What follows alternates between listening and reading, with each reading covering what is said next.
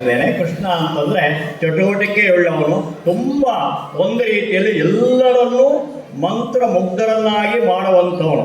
ಬೆಣ್ಣೆ ಕದಿಲಿಕ್ಕೆ ಹೋಗ್ತಾನೆ, ಬೆಣ್ಣೆ ಕದಿಲಿಕ್ಕೆ ಹೋದಾಗ ಆ ಗೋಪಿಯರು ಹೊಡೆದಂಗೆ ಮಾಡ್ತಾರೆ, ಅಟ್ಟಿಸ್ದಂಗೆ ಮಾಡ್ತಾರೆ. ಆದರೆ ಬರದೇ ಇದ್ರೆ ಯಾಕೆ ಇವತ್ತು ಕೃಷ್ಣ ಬಂದಿಲ್ಲ, ನಿಮ್ಮನೆಗೆ ಬಂದಿದ್ದೇನೆ ಅಂತ ಹೇಳ್ಕೊಂಡು ಕೇಳ್ತಾರೆ. ಅವರಿಗೆ ಮಮಕಾರ, ಮಮತೆ. ಈತ ಏನು ಮಾಡ್ತಾನಪ್ಪ ಅಂತಂದ್ರೆ ಹೋಗ್ತಾನೆ, ಗಡಿಗೆ ಮುಟ್ತಾ ಇದ್ರೆ ಬಲರಾಮನ್ನ ಅಲ್ಲಿ ನಿಲ್ಲಿಸ್ಕೊಂಡ್ಬಿಟ್ಟು ಅವನು ಸ್ವಲ್ಪ ಗಟ್ಟಿಯಾಗಿರೋನು ಅದರ ಮೇಲೆ ಹತ್ಕೊಂಡ್ಬಿಟ್ಟು ತಗೊಂಡು ಬರ್ತಾನೆ. ಸುಮ್ಮನೆ ಯಶೋಧಿ ಹತ್ರ ದೂರು ತರ್ತಾರೆ.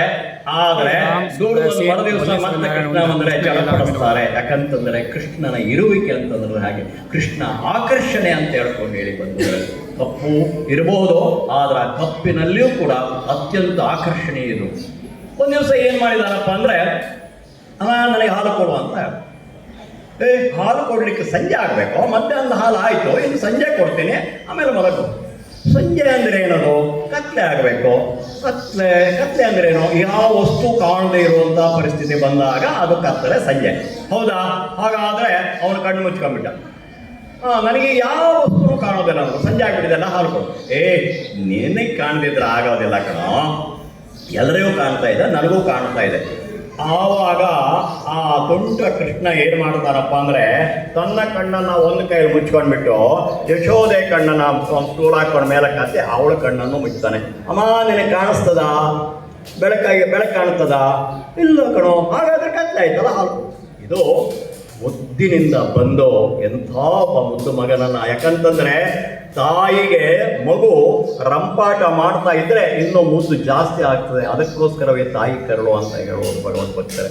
ಆ ರೀತಿಯಲ್ಲಿ ಆ ತಾಯಿಯ ಕರುಣಿಂದ ನಾವು ಬೆಳೀತಾ ಇದ್ದೇವೆ. ಅದಕ್ಕೋಸ್ಕರ ಮಾತೃ ದೇವೋಭವ ಅಂತ ನಾವು ಹೇಳಿರೋದು. ಆದರೆ ದುರಂತ ಅಂತಂದ್ರೆ ಇವತ್ತಿನ ಮಕ್ಕಳಿಗೆ ಅದರ ಮಹತ್ವನೇ ಗೊತ್ತಿಲ್ಲ ಅನ್ನುವಂಥ ಪರಿಸ್ಥಿತಿ ಬರ್ತಾ ಇದೆ. ಅದಕ್ಕೋಸ್ಕರ ನಮ್ಮಂಥ ಶಿಕ್ಷಕರಾಗಿರುವಂಥವ್ರು ನಾವು ಯೋಚನೆ ಮಾಡಬೇಕಾಗಿದೆ. ನಾವು ಕೊಡ್ತಾ ಇರುವಂಥ ಶಿಕ್ಷಣ ಸರಿ ಇಲ್ವಾ, ಮಕ್ಕಳು ಯಾಕೆ ಈ ರೀತಿ ಆಗ್ತಾರೆ ಅನ್ನುವಂಥ ರೀತಿಯಲ್ಲಿ. ಹಾಗಾಗಿ ಅದರ ಬಗ್ಗೆ ಗಂಭೀರವಾಗಿ ಚಿಂತನೆ ಮಾಡಬೇಕಾಗಿದೆ ಮಕ್ಕಳು. ನಮ್ಮ ಒಂದು 50, 60, 70 ವರ್ಷದ ಹಿಂದಿನ ಪರಿಸ್ಥಿತಿ ಯಾವ ಥರ ಇತ್ತು, ಇವತ್ತಿನ ದಿನ ಬೆಳಗಾದರೆ ಯಾವ ರೀತಿಯ ಪ್ರಸಂಗಗಳು ಅಥವಾ ಅಹಿತಕರ ಘಟನೆಗಳನ್ನು ಈ ಮಕ್ಕಳು ಕ್ರಿಯೇಟ್ ಮಾಡ್ತಾ ಇದ್ದಾರೆ ಅಂತಂದರೆ ಶಾಲೆಗಳಲ್ಲಿ ಬೇಡ ಅವೆಲ್ಲ ಹೇಳಲಿಕ್ಕೆ ಹೋಗ್ಬಿಟ್ರೆ, ಪ್ರತಿ ವರ್ಷಕ್ಕೆ 1,60,000 ಯುವ ಜೀವ ಯಾವ್ಯಾವುದೋ ಸಣ್ಣ ಕಾರಣಕ್ಕೆ ಪರೀಕ್ಷೆಯಲ್ಲಿ ನಪಾಸಾದ ಅಂತೇಳಿ, ಅಂಕ ಕಡಿಮೆ ಬಂತು ಅಂತ ಹೇಳ್ಕೊಂಡು ಹೇಳಿ, ಅಪ್ಪ ಅಮ್ಮ ಬೈದರು ಅಂತ ಹೇಳ್ಕೊಂಡು ಹೇಳಿ, ಅಥವಾ ಪೋಷಕರು ಬೈದರು ಅಂತ ಹೇಳ್ಕೊಂಡು ಹೇಳಿ, ಮೊಬೈಲ್ ಕೊಡ್ತಿಲ್ಲ ಅಂತ ಹೇಳಿದ್ವಿ, ಎಲ್ಲ ದುರಂತಗಳನ್ನು ಕ್ರಿಯೇಟ್ ಮಾಡ್ತಾ ಇರುವಂಥ ಮಕ್ಕಳಿಂದ ಮುಂದೆ ನಾವು ಏನನ್ನ ನಿರೀಕ್ಷೆ ಮಾಡ್ತೀವಿ? ಇಲ್ಲಿ ಪೋಷಕರು ಕೂಡ ಅಷ್ಟೇ, ಮಕ್ಕಳನ್ನ ಕೇವಲ ಡಾಕ್ಟ್ರನ್ನಾಗಿಯೋ ಇಂಜಿನಿಯರನ್ನಾಗಲಿ ಮಾಡಲಿಕ್ಕೆ ಮಾತ್ರ ಅವಳಿಸಲು ಸಾಲದು, ಅವರನ್ನ ಮಾನವರನ್ನಾಗಿ ಮಾಡಲಿಕ್ಕೆ ಪ್ರಯತ್ನ ಮಾಡಿ. ಯಾಕಂತಂದ್ರೆ ಡಾಕ್ಟರ್ ಆಗೋದು, ಇಂಜಿನಿಯರ್ ಆಗೋದು ಅದು ಅವನ ಬುದ್ಧಿಮತ್ತೆಯಿಂದ ಆಗ್ತಾ ಇದ್ದಾನೆ.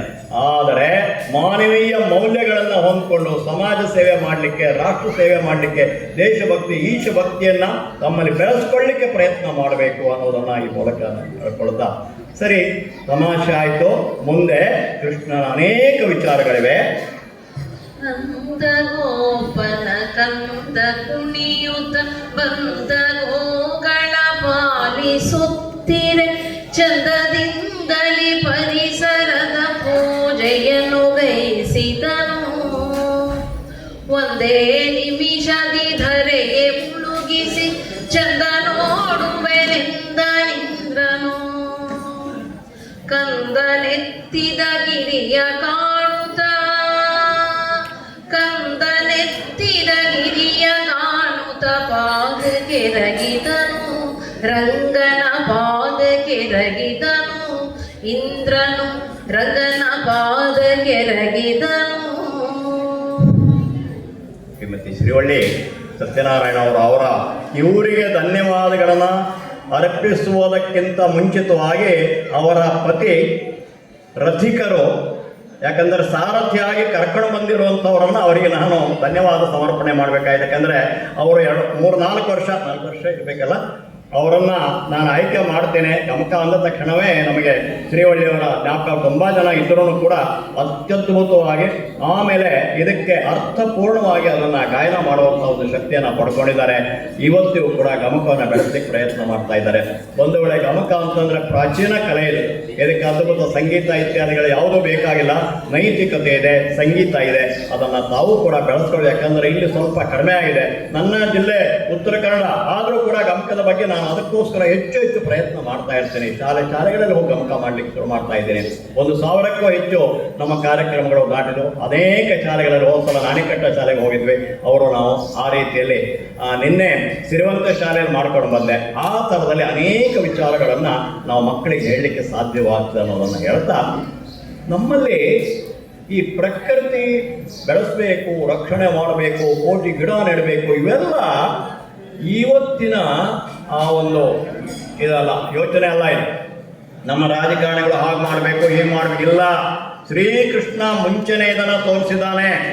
ಪ್ರಕೃತಿ ಪೂಜೆಯನ್ನು ಮಾಡಿ, ಇಂದ್ರನ ಪೂಜೆಯನ್ನು ಮಾಡಬೇಡಿ, ಇಂದ್ರಿಯಗಳ ಪೂಜೆಯನ್ನು ಮಾಡಬೇಡಿ, ಇಂದ್ರಿಯಗಳಿಗೆ ದಾಸರಾಗಬೇಡಿ. ಇಂದ್ರಿಯಗಳಿಗೆ ಯಾರು ದಾಸರಾಗ್ತಾರೋ ಅವರು ಅಧಃಪತನವನ್ನು ಹೊಂದುತ್ತಾರೆ. ಇದು ಅತ್ಯಂತ ಪ್ರಮುಖವಾಗಿರುವಂಥ ವಿಚಾರ. ಅದನ್ನು ನಾವು ಯೋಚನೆ ಮಾಡಿಕೊಳ್ಬೇಕು.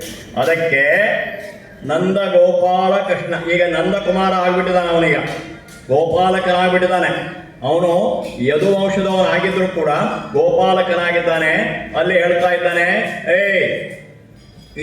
ಈ ವರ್ಷದಿಂದ ಗೋಪೂಜೆ, ಪ್ರಕೃತಿ ಪೂಜೆ ಮಾಡಬೇಕು, ಇಂದ್ರಿಯಗಳನ್ನ ಪೂಜೆ ಮಾಡುವಂಥದ್ದನ್ನು ಮಾಡಬಾರ್ದು ಅಂತ ಹೇಳ್ಕೊಂಡು ಹೇಳಿ ಘೋಷಣೆ ಮಾಡಬೇಕು.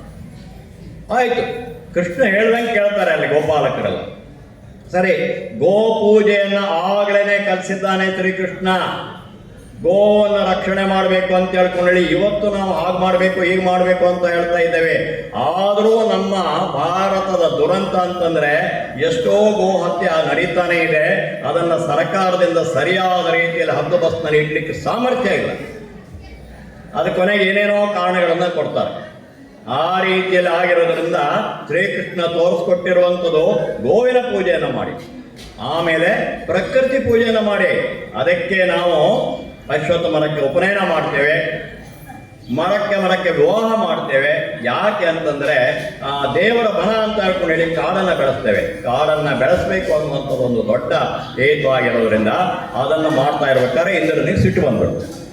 ಇನ್ನೇನು ಗೊತ್ತಲ್ಲ, ನನ್ನ ಹತ್ರ ಮಳೆ ಹಸ್ತಾ ಇದೆ ಅಂತ ವರ್ಣನಕರ ಸುರಿಸು, ಏನು ಧಾರಾಕಾರವಾಗಿ ಸುರಿತಾ ಇದೆ, ಎಲ್ಲ ನೀರ್ಮಯ ಆಗೋಗ್ಬಿಟ್ಟಿದೆ ನಂದಗೋಕುಲ.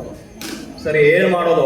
ಗೋಗಳೆಲ್ಲ ತೇಲಿಕ್ಕೆ ಶುರುವಾಗ್ಬಿಟ್ಟು ಕೃಷ್ಣ ತಡ ಮಾಡಲಿಲ್ಲ, ಗೋವರ್ಧನಗಿರಿಯನ್ನು ಎತ್ತಿ ಹಿಡಿದ್ಬಿಟ್ಟು ಎಷ್ಟು ದಿನ ಬೇಕಾದ್ರೂ ಸುರಿಲಿ. ಆಗ ಇಂದ್ರನಿಗೆ ಅರ್ಥ ಆಯಿತು, ಈ ಉಪೇಂದ್ರನನ್ನು ಎದುರಾಕೊಂಡ್ರೆ ನಾವು ಏನು ಬೇಕು, ಅವನು ಏನು ಬೇಕು ಅವನು ಮಾಡಬಲ್ಲ ಅಂತ ಹೇಳ್ಕೊಂಡು ಹೇಳಿ ಇಂದ್ರ, ವರುಣ, ಯಮ ಎಲ್ಲರ ಜೊತೆಯಲ್ಲಿ ಬಂದು ಸಾಷ್ಟಾಂಗ ನಮಸ್ಕಾರ ಮಾಡಿ, ಇಲ್ಲ ಇನ್ನು ಮುಂದೆ ನೀವು ನನ್ನ ಪೂಜೆ ಮಾಡೋದು ಬೇಕಾಗಿಲ್ಲ, ಪ್ರಕೃತಿ ಪೂಜೆಯನ್ನು, ಗಿಡ ಮರಗಳನ್ನು ಬೆಳೆಸಿ ಅದಕ್ಕೆ ಗೋ ಮತ್ತು ಕೃಷಿ ಮತ್ತು ಗೋರಕ್ಷೆ ಅನ್ನುವಂಥದ್ದು ಇವತ್ತಿಗೂ ಕೂಡ ನಮ್ಮ ಭಾರತದಲ್ಲಿ ಅತ್ಯಂತ ಪ್ರಸಿದ್ಧಿಯಾಗಿರುವಂಥದ್ದು.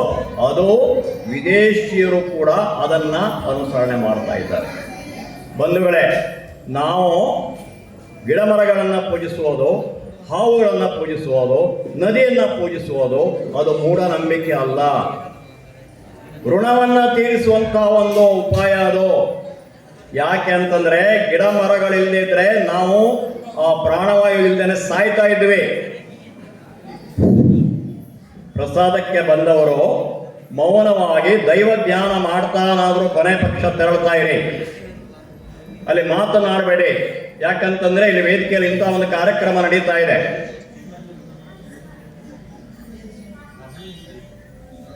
ಏನೋ ವ್ಯವಸ್ಥೆ ಮಾಡಿದ್ದಾರೆ, ಅದನ್ನು ಸದುಪಯೋಗ ಪಡಿಸ್ಕೊಳ್ಳಿ. ಧ್ಯಾನದಲ್ಲಿ ಮುಂದುವರಿಸಿ. ಕೊನೆ ಪಕ್ಷ ನಾವು ಕ್ಷೇತ್ರಕ್ಕೆ ಬಂದಾಗ, ದೇವಸ್ಥಾನಕ್ಕೆ ಬಂದಾಗ ಆದ್ರೂ ನಮ್ಮ ಮನಸ್ಸು ಸ್ವಲ್ಪ ಮಟ್ಟಿಗೆ ದೈವದ ಚಿಂತನೆ ಕಡೆಗಿರಬೇಕು.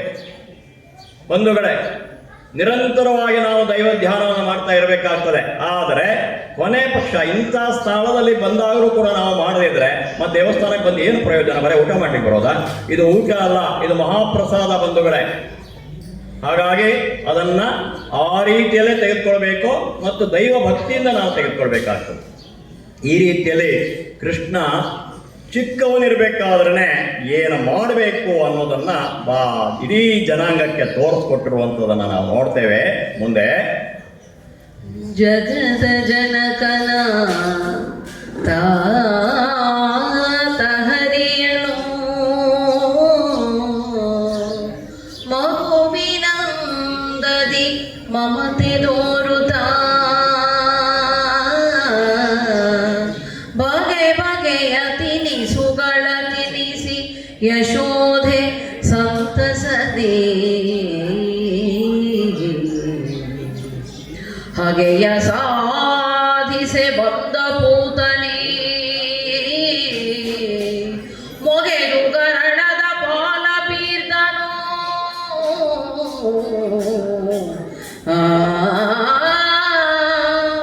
ಮೊಗೆದು ಗರಣದ ಪಾಲ ಬೀರ್ದನು ತೆಗೆದ ಹರಣವ ಮಾವ ಕಂಸಗೆ ಭೀತಿ ತೋರಲ್ಗೆ